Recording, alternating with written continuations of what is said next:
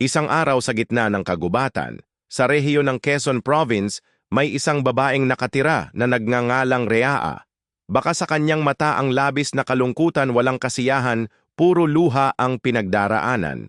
Maggagayong pa man si Rea ay isang masikap na estudyante.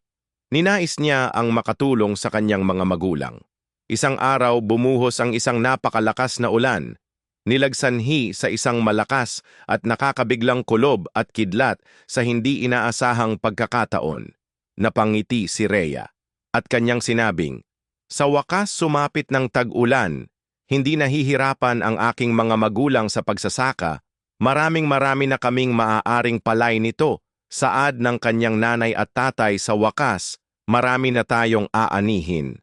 Nguni sa di nila alam, may paparating pala na ubod ng lakas na bagyo, na susubok sa kanilang katatagan at pagsusumikap sa hamon ng buhay.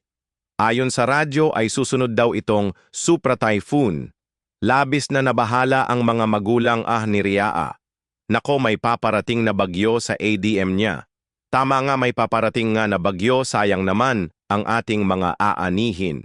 Siguradong masisira na naman ang ating mga pananim, wika ng mga magulang ng babae. Maggagayan pa man siya ay hindi nawalan ng pag-asa. Sinabi niya sa kanyang mga magulang, "Itay, huwag po kayong mag-alala. Alam ko pong isang araw ay sisikat din ang haring araw.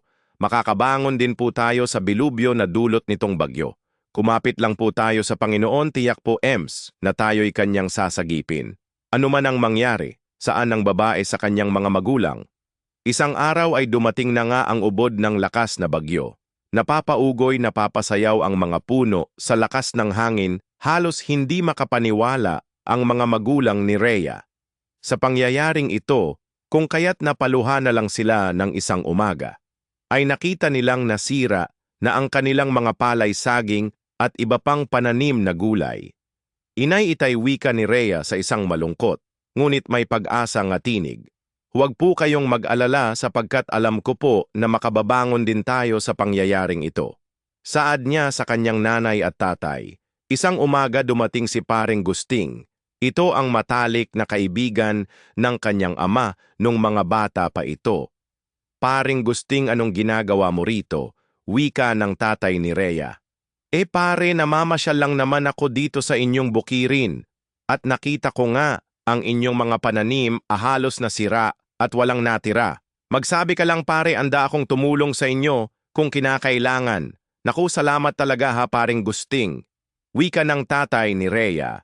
Tagpadala si Paring Gusting ng 5 sakong bigas, 10 pirasong delata, 50 piraso ng noodles, 50 salop asako ng saging, kamutin kahoy at marami pang iba.